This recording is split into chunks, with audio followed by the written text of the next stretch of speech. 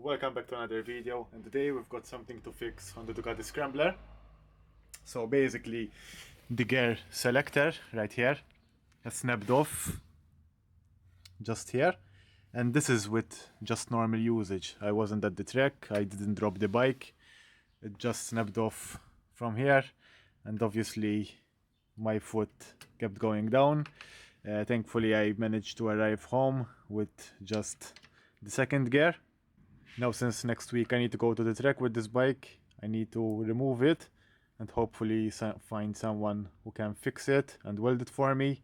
I've already ordered another part, the same part number as this one, but I'm not sure if it will arrive by next week, so that's why I need to find someone who can weld it for me. So to remove this, I'm gonna just remove these two Allen bolts, one here and one here, and this should come right off.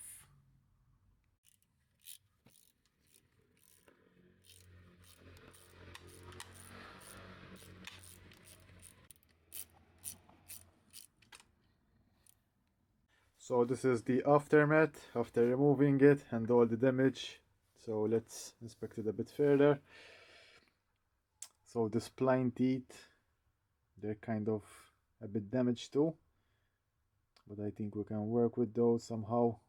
We should also clean up the threads, and most importantly, let's try to find someone who can weld it back together. So a few moments after I picked up my gear control lever, so this one, the welded one, I also received actually the second-hand one that I bought from eBay.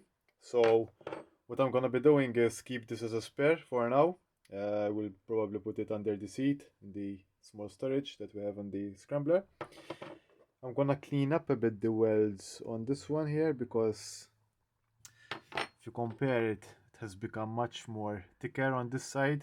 So if I put it right now, it is gonna fit here, but it's gonna hit the case and obviously it's gonna scratch it, and it's gonna be tighter to put in the gears. So I'm just gonna shave off a little bit of the welding here, not too much.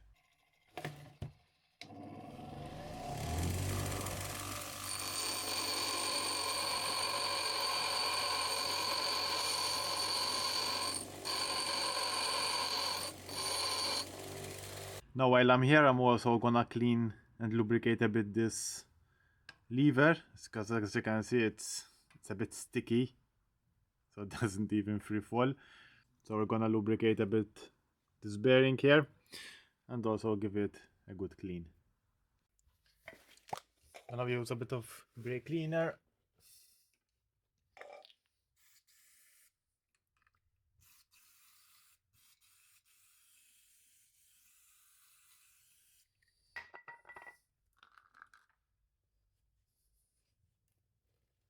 So rod is now clean, and now I'm gonna spray a bit of lube on this bearing here and the bearing at the other end.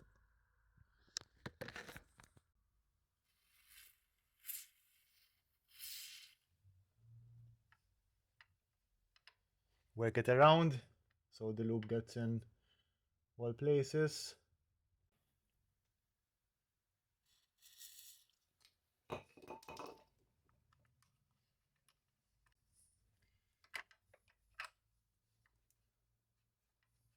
Now it's time to put the selector back in.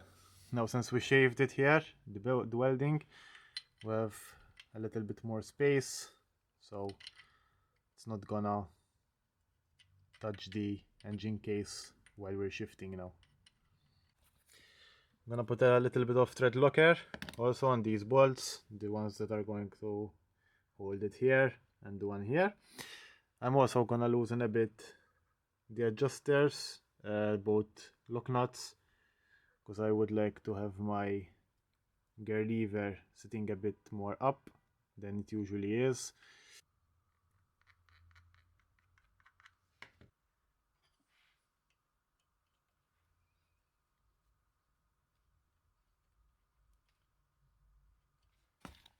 So now by undoing just a little bit the lock nuts, we can turn this rod and we can see the lever go up and down depending if we tighten or loosen it. So adjust the lever as you wish. I'm gonna make it a bit up so it's easier for me after it turns to shift in the track. So I will put it like this, test it a bit on the road now and see if I like that. So now I'm gonna tighten also the other Allen bolt, which goes right here. Again, put some thread lock on it.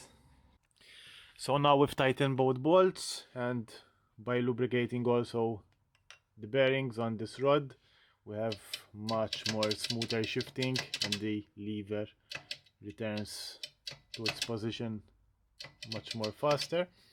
Now we have the other new one part, just in case this one breaks, and I'm just gonna put it here under the rear seat just in case we'll need it. Hey guys, so it's been a couple of days after my trip and track days in Sicily, and I can say that the gear selector has held up pretty well. I've had no issues at all with it. It didn't snap back or anything like that.